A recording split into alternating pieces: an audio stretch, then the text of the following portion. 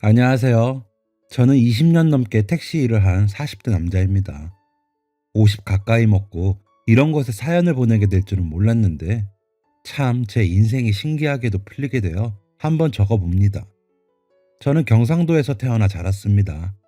가정 형편은 그냥 남들만큼 살았던 것 같고 환경도 남들만큼 보통이었습니다. 특별하지 않은 배경에서 특별하지 않게 자랐습니다. 공부도 중간 정도였고 사춘기도 친구들이랑 비슷하게 겪으며 컸습니다. 그렇게 남들 하는 거 하고 안 하는 거 안 하고 학창 시절을 지내다 보니 성인이 되었습니다. 저는 성인이 되고 아버지 친구분이 부장님으로 계시는 가전제품 대리점에 영업사원으로 들어가게 되었습니다. 아버지는 남자가 사회생활 잘 하려면 영업을 해서 좀 배워야 한다며 좋아하셨습니다. 그렇게 6개월쯤이 지나고 막 여름이 시작되었을 무렵 저는 고등학교 동창 친구들과 여행을 가기로 했습니다.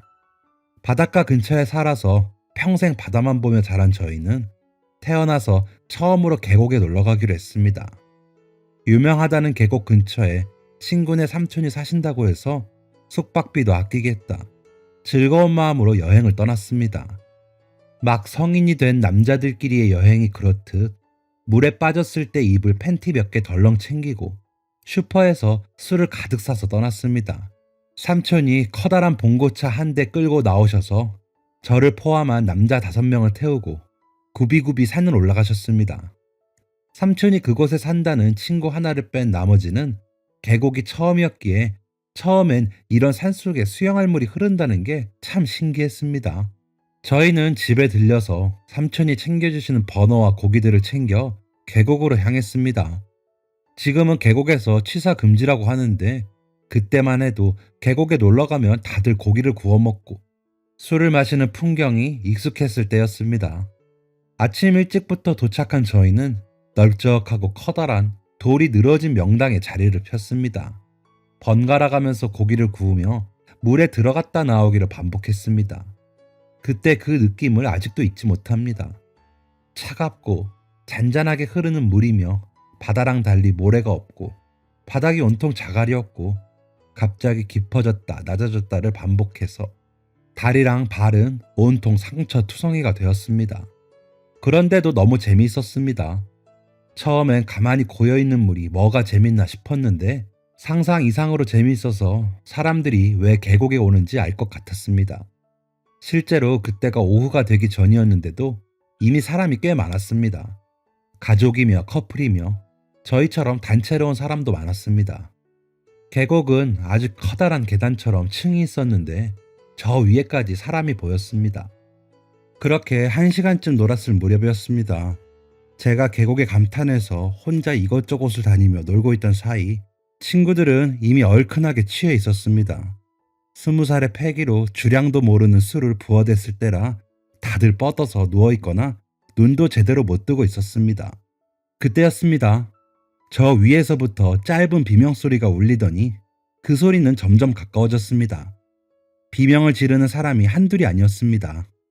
바위에 앉아 잠깐 쉬고 있다가 소리가 나는 쪽으로 올려다보니 사람들이 다 어느 곳을 가리키며 발을 동동 구르고 소리를 지르고 있었습니다. 사람들의 시선은 점점 아래로 향했습니다. 그 시선을 따라가 보니 어떤 여자가 물속에서 허우적거리며 계곡 물살에 떠내려오고 있었습니다. 이미 내려오면서 어디를 부딪힌 모양인지 얼굴이 벌게 보였습니다. 무슨 생각이었는지 저는 바로 물속으로 뛰어들었습니다. 이쪽으로 떠내려온 여자를 향해 빠르게 헤엄쳤고 떠내려오는 여자를 낚아채서 건져 올렸습니다. 몇십 미터를 떠내려왔는지 여자는 정신을 잃고 쓰러져 있었습니다. 저는 너무 긴장했던 탓인지 숨이 가빠왔습니다. 갑자기 머리가 핑 도는 어지러움을 느꼈습니다. 저 멀리서 여자의 친구들로 보이는 여자들 2~3명이 달려오는 모습이 보였고 저는 곧바로 정신을 잃었습니다. 정신을 차려보니 저는 병원에 있었습니다. 그땐 병원에 그렇게 누워있던 게 처음이라 잘 몰랐는데 나중에 알고 보니 중환자실에 있던 거였습니다. 왼쪽 눈이 무언가에 가려진 듯 잘 보이지 않았습니다. 제가 움직이는 것을 알아챈 간호사가 급하게 나가더니 누군가를 불러왔고 처음 보는 아줌마와 친구네 삼촌이었습니다. 처음 보는 아줌마는 눈물을 쏟으시며 제게 자꾸 괜찮냐고 물어보셨습니다. 붕대 때문인지 뭔지 입이 움직이질 않아 말을 할 수가 없었습니다. 삼촌은 안도의 한숨을 쉬시더니 어딘가로 전화를 거셨습니다. 저는 그날 밤 일반 병실로 옮겨졌습니다. 의사 선생님은 젊어서 다행이라며 금방 퇴원할 수 있을 걸 아셨습니다. 새벽쯤에 저희 엄마가 급하게 병원으로 오셨습니다. 그제서야 긴장이 풀린 저는 다시 잠들었고 또 다음날 깨어났습니다. 그리고 그때 제 모습을 정확히 볼 수 있었습니다. 제 얼굴은 만신창이가 되어 있었습니다. 턱이며 이마며 거의 눈, 코, 입 빼고는 붕대로 가려져 있었습니다. 엄마는 제가 여자를 구하러 물속에 들어갔을 때 뾰족한 돌인지 나무에 얼굴이 다 찢어졌다며 이마며 턱이며 합해서 100반을 가까이는 꼬맸다고 하셨습니다. 천만 다행인 건지 눈은 멀쩡했습니다. 평소 외모에 관심이 있었던 건 아니지만 얼굴이 다쳤다니 마음이 착잡하지 않다면 거짓말이었을 겁니다. 그래도 엄마가 너무 걱정을 하셔서 일부러 괜찮은 척을 했던 것 같습니다. 중환자실에서 처음 봤던 아주머니는 매일 저를 찾아왔습니다. 올 때마다 과일이며 빵이며 음료수며 뭘 이것저것 사오면서 계속 엄마께 죄송하다고 했고 저한테 미안하다고 했습니다. 알고 보니 물에 빠진 여자의 어머니였습니다. 그 여자애는 괜찮대요. 얼굴에 붕대를 칭칭 감은 채 아무렇지 않게 던진 제 질문에 아주머니는 그제서야 조금 웃으셨습니다. 아니, 지금 생각해보니 살짝 눈물이 맺히신 것 같기도 하네요. 덕분에 너무 괜찮아요. 다리에 긁힌 상처 몇 개 말고는 아주 멀쩡해요. 덕분이야. 정말 고마워요, 용석씨. 다행이네요. 진심으로 다행이라고 생각했습니다. 제가 이렇게 다치면서 구해줬는데 안 괜찮다면 허탈했을 것 같았습니다. 저는 일주일 정도 후에 퇴원을 할 수 있었습니다. 퇴원하는 날 처음으로 붕대를 푼 제 모습을 봤는데 조금 충격적이긴 했습니다. 얼굴 바깥쪽으로부터 이마부터 광대까지 쭉 찢어진 흉터가 하나, 턱의 가로로 길게 찢어진 흉터가 하나, 그 밖에 자잘하게 찢어져 두세 반을 꼬맨 자국들이 여러 개 있었습니다. 바다 수영에만 익숙해서 아무 생각 없이 다이빙을 한 제 잘못이었습니다. 그 아주머니는 제가 퇴원하는 날까지 절 찾아왔습니다. 병원비는 저희가 다 해결했어요. 정말 죄송합니다. 추후에 발생하는 치료비도 다 저희가 해결할게요. 보상이 더 필요하시다면 편하게 말씀하셔도 돼요. 저희 딸 목숨을 살려주셨는데 뭐든 해드릴 수 있습니다. 아주머니는 계속 허리를 굽혀 죄송한 마음을 표현하셨습니다. 그런데 전부터 느꼈지만 아주머니의 행색이 그리 좋아 보이진 않았습니다. 그러니까 쉽게 말해 형편이 좋지 않아 보이셨습니다. 어머니도 저처럼 느끼셨는지 아주머니의 제안을 거절하셨습니다. 괜찮아요. 사내놈 얼굴이 뭐가 중요하겠어요. 병원비 내주신 것만으로도 감사하죠. 정말 괜찮으니까 그만 사과하세요. 정말 괜찮으세요? 이러시면 제 마음이 불편한데. 학생, 정말 괜찮아요? 네, 괜찮습니다. 해야 할 일을 했을 뿐인데요, 뭐. 아주머니는 결국 참았던 눈물을 보이셨습니다. 정말 감사하다며 나중에라도 꼭 이 은혜 갚겠다고 하셨습니다. 그렇게 인사를 나누고 저는 집으로 돌아왔습니다. 그때만 해도 저는 몰랐습니다. 이 흉터가 제 인생을 꼬일 대로 꼬이게 할 줄은. 저는 이틀 정도 집에서 휴식을 취하고 출근을 했습니다. 제 상황을 미리 아버지께 전달받은 부장님은 생각보다 제 얼굴이 심각했는지 흠칫 놀라셨습니다. 그리고 약간 곤란한 표정으로 고민을 하시더니 가서 일을 하라고 했습니다. 저는 아직 막내 영업사원이라 매장에 오는 손님들에게 필요한 걸 여쭤보고 다른 손님들에게 연결시켜주는 정도와 문 앞에서 인사하는 정도의 일을 하고 있었습니다. 그런데 그날따라 묘하게 손님들이 저를 피하는 느낌이 들었습니다. 매장에 들어온 손님한테 제가 인사를 하면 눈치를 보며 고개만 끄덕이고 다른 곳으로 가거나 제품을 둘러보고 있는 어르신께 다가갔는데 어르신께서 인상을 쓰기도 했습니다. 결국 그날 오후 부장님이 저를 따로 부르셨습니다. 용서가, 내가 네 아비 친구이고 너 정말 내 아들처럼 생각하는 거 알지? 네 아저씨, 아니 부장님. 근데 이게 참 나도 어찌 못할 것 같다. 뭐가요? 그 상처가 오늘 하루만 손님 몇 명이 얘기하더라고. 차장님도 이건 안 되겠다 하시고. 아, 많이 흉한가요? 이거 아직 수술한 지 얼마 안 되어서 그러는데 계속 병원 다니면 연해질 수도 있어요. 아니, 우리는 그걸 기다려주지 못해. 미안하다, 용서가. 영업사원은 그 브랜드의 얼굴이자 꽃이라고 배웠습니다. 그 꽃이 많이 상해 있거나 시들어 있으면 당연히 안 된다는 것을 알고 회사의 입장이 100번도 이해가 갔지만 속상한 마음은 어쩔 수가 없었습니다. 저는 다행히 회사에서 잘리진 않았습니다. 저는 부장님의 추천으로 경상도에서도 더 안쪽에 있는 공장으로 가게 되었습니다.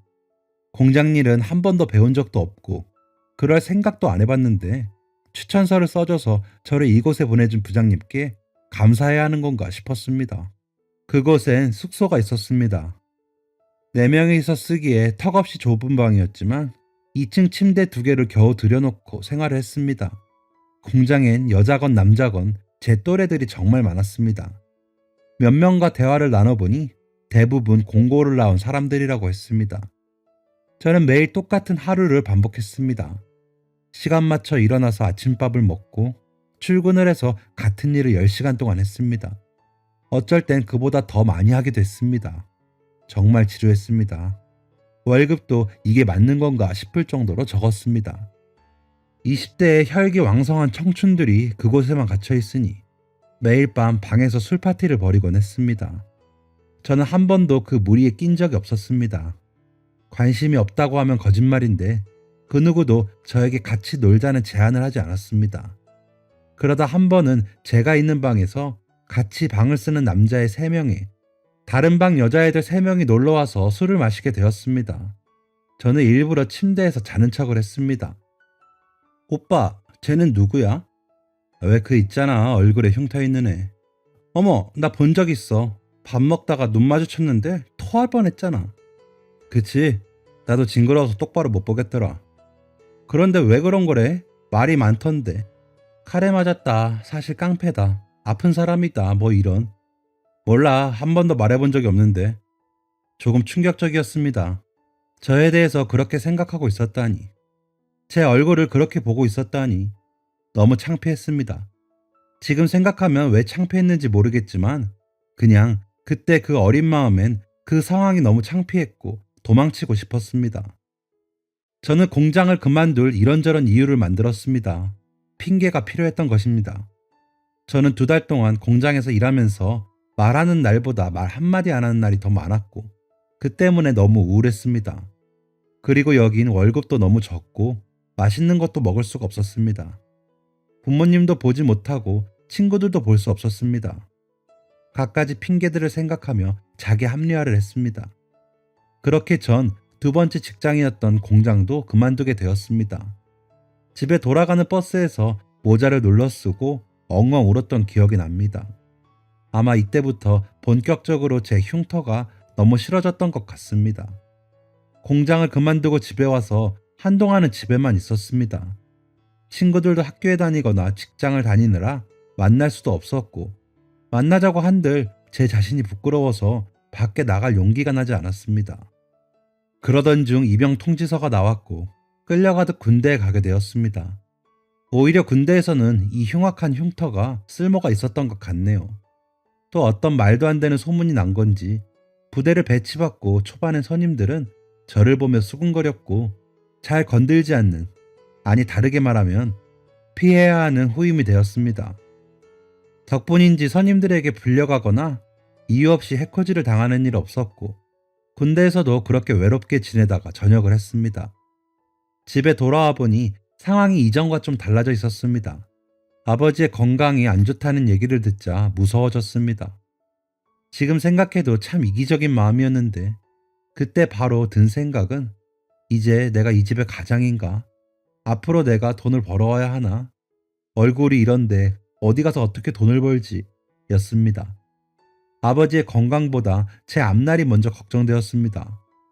아버지는 병원에 갈 일도 많고 오랜 시간 일을 하시기에는 무리가 있으셔서 다니던 회사를 그만두셨습니다. 하지만 아버지는 그래도 제 나이에 쉬고 있을 순 없다면서 운전학원에서 시강제 강사로 일을 하셨습니다. 그러면서 아버지는 제게 진지하게 이젠 바깥에 나가서 일도 좀 하고 돈도 벌어야 하지 않겠냐고 하셨습니다. 저는 기가 죽을 대로 죽어 있었지만 그래도 아버지도 아프신데 저렇게 일을 하시고 어머니도 열심히 일을 하시는데 팔다리 멀쩡한 제가 무슨 일을 못하겠나 싶어서 용기를 냈습니다. 저는 정말 친구의 일자리부터 그 친구의 일자리면 물론이고 직원이나 알바를 구한다는 글만 보면 들어갔습니다. 그렇게 일자리를 구하러 한 달쯤이 지났지만 저는 제자리였습니다. 모두 하나같이 제 외모를 보고 겁을 먹거나 불쾌하다는 표정을 지었습니다. 분명 좋은 일을 하다가 얻은 나름 영광의 상처라고 할 수 있는데 이렇게 제 인생을 망가뜨릴 줄은 꿈에도 몰랐습니다. 저는 하는 수 없이 막노동이라도 해야 하나 싶어 새벽에 일자리 센터에 나가려고 준비를 하고 있었습니다. 준비를 마치고 막 나가려는데 아버지께서 다가오셨습니다. 너 운전이나 배워라. 네? 운전이요? 저 운전할 줄 모르는데요. 그러니까 배우라고. 왜요? 너 첫째 큰아버지 택시 하시는 거 알지? 택시가 괜찮을 것 같아. 손님이랑 딱히 얼굴 마주하지 않아도 되고 그럼 너도 편할 거 아니냐. 아버지 말씀이 일리가 있었습니다. 그동안 얼굴 때문에 여기저기서 사람들의 뒷말을 들으며 지내왔던 터라 앞만 보고 운전만 하면 되는 택시 일이 어쩌면 제게 딱 맞는 직업이라는 생각이 들었습니다. 그리고 저는 다음 날부터 아버지에게 운전을 배웠습니다. 태어나 처음 잡아보는 핸들이 너무 어색하고 어려웠지만 아버지가 열심히 알려주신 덕에 2달이 안 되어서 면허를 딸 수 있었습니다. 그리고 1년 정도 더 하던 막노동을 한 후 택시기사가 되기 위해서 자격시험을 보고 택시 회사에 입사했습니다. 처음 택시를 몰고 나갔던 그날이 잊을 수가 없습니다. 오후 4시부터 영업을 했는데 밤까지 시내 구석구석을 돌면서 손님은 단 한 명도 태우지 못했습니다. 막상 누군가를 차에 태우려니 긴장이 되었습니다. 또 제 얼굴을 보고 피하면 어쩌나, 무서워서 오해하는 건 아닌가, 이렇게 좁은 공간에 있는데 혹시 나한테 해코지라도 하면 어쩌나 하는 상상들을 하루 종일 했습니다. 그렇게 한 푼 벌지 못하고 집에 와서 아버지랑 술 한잔 하는데 제 자신이 참 바보같이 느껴지더군요. 할만해? 뭐 그냥 그래요. 용서가, 뭐든 견디는 거야. 누구나 다 그런 거야. 누구나 다 하고 싶은 일, 좋아하는 일 하면서 살지는 않아. 다 견디다 보면 좋은 날도 있고 웃는 날도 있고 그런 거야. 너는 내 아들 용석이니까 잘할 거라 믿는다. 아무것도 없는 저에 대한 그 믿음이 결코 무겁게 느껴지지 않았습니다. 당연한 것이고 별거 아닌 것인데 그 믿음에 부응하지 못하는 제가 너무 한심하고 어리석게 느껴졌습니다. 저는 다음 날 용기를 내어서 첫 손님을 태웠습니다. 처음 탄 손님은 정장을 입은 남자 손님이었고 출근 시간에 늦었는지 서두르는 모습이었습니다. 저는 손님이 타고 내리기까지 20분 남짓한 시간 동안 땀을 얼마나 흘렸는지 모릅니다. 손님이 내리고 저는 안도의 한숨이 나오면서 한편으로는 신기한 기분이 들었습니다. 그동안 일만 하려고 하면 다들 제 외모부터 관심을 가지고 불쾌해하곤 했는데 택시에 탄 손님은 전혀 그러지 않았던 겁니다. 어차피 운전을 하는 동안에는 앞만 보고 있어서 제 얼굴이 잘 보이지 않고 돈을 주고받을 때에도 손에만 시선이 가니까 제 얼굴을 쳐다볼 일조차 없었던 것이었습니다. 저는 작은 희열을 느꼈습니다. 그때부터 정말 마음 놓고 일을 했던 것 같습니다. 가끔 40, 50대 아저씨들이 제 목소리를 듣고 젊은 친구네? 뭐야 학생이야? 젊은 사람이 운전을 참 잘하네 라고들 했는데 제 외모를 가지고 뭐라 하는 사람은 아무도 없었습니다. 그렇게 제 적성에 맞다면 맞는 일을 한지 어느덧 20년이 훨씬 넘게 흘렀습니다. 지금은 돌아가신 아버지 말씀대로 이 일이 좋아서 한 적은 없습니다. 그저 내가 유일하게 할 수 있는 일이고 유일하게 잘하는 일이니 지금까지 버티고 버틴 거죠. 아버지는 돌아가시기 전까지 제게 어머니처럼 좋은 여자를 만나 하루빨리 결혼하라고 하셨습니다. 하지만 직장에 여자가 있는 것도 아니고 얼굴이 이러니 어디서 소개팅 한 번이 안 들어와서 지금껏 결혼도 못하고 혼자 지내고 있습니다. 그런데 몇 달 전 정말 놀라운 일이 일어났습니다. 제가 일하고 있는 택시 회사는 서울에 있는 본사를 포함해 전국에 약 4-5개 정도의 지점이 있는 회사입니다. 그날은 유난히도 지점장님이 택시 내부 청소를 강요했고 센터 안 청결도 신경을 썼으며 뭔가 바빠 보였습니다. 어디서 검사라도 나온대요? 서울에서 검사는 아니고 그냥 들린댄다. 말이 그냥 들리는 거지 잘하고 있나 검사하러 나오는 거 아니겠어? 서울에서요? 별일이네. 그러게나 말이다. 내년이 정년인데 뭐 책 잡히는 건 아닌지. 어휴, 벌써 시간이 이렇게 됐네. 오늘도 고생이 최씨. 제가 이 회사로 온 지 7년이 되어 가는데 본사에서 온다는 건 처음 봤습니다. 어쨌든 저와는 상관없는 일이니 그냥 그런가 보다 하고 그날도 열심히 업무를 했습니다. 그날은 점심 후까지만 업무를 하는 날이라서 일찌감치 일을 마치고 사무실로 들어갔습니다. 아직 다른 동료들은 운행을 하는 중이었고 사무실에 지점장님과 70대 정도로 보이는 나이가 지긋하신 어르신과 양복 차림의 제 또래 남자 하나가 앉아서 대화를 나누고 있었습니다. 안녕하세요. 아, 최씨 왔어? 회장님, 부장님, 저희 직원입니다. 들어온 지 오래되지 않아서 아마 처음 보셨을 거예요. 지점장님이 저를 회장님과 부장님이라는 사람에게 소개했고 저는 어색하게 그 자리에 끼게 되었습니다. 회사 운영에 대해 개선해야 할 부분들에 대해 대화를 나누는 것을 조용히 듣고 있었는데 회장님께서 제 얼굴을 가만히 바라보시더니 제게 물으셨습니다. 네, 이런 질문이 실례인 줄 알지만 뭐 하나 물어봐도 될까요? 네? 네, 어떤 그 얼굴의 상처, 왜 그렇게 된 건지 말해줄 수 있나요? 당혹스럽지 않았다고 하면 거짓말이었을 겁니다. 그렇게 대놓고 물어본 사람은 처음이었고, 그렇게 정중하게 물어본 사람도 처음이었습니다. 그런데 회장님의 얼굴이 단순한 호기심이 아니라는 게 느껴졌습니다. 저는 뭐 부끄러운 일도 아니고, 오히려 자랑스러운 일이라고 생각이 되어, 처음으로 남 앞에서 얼굴의 흉터에 대한 사연을 자세하게 말했습니다. 계곡에서 기절하고 병원 중환자실에서 눈을 떴을 때쯤을 얘기하는데 갑자기 회장님께서 제 손을 잡으셨습니다. 그리고 제 왼쪽 가슴팍에 있는 명찰을 눈을 개슴츠레 뜨고 보셨습니다.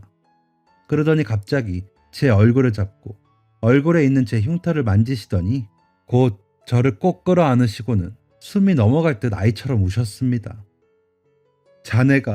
자네로구만. 자네가 맞아. 여기서 다시 이렇게 만나게 되다니. 회장님의 알 수 없는 행동에 저와 지점장님과 부장님은 모두 놀랄 수밖에 없었습니다. 회장님은 눈물을 계속 흘리면서 결국 자리에 주저앉으셨습니다. 저희는 급하게 회장님을 의자로 옮겼고 회장님은 그렇게 한참을 우셨습니다. 그리고 곧 회장님이 꺼내신 이야기에 저는 놀랄 수밖에 없었습니다.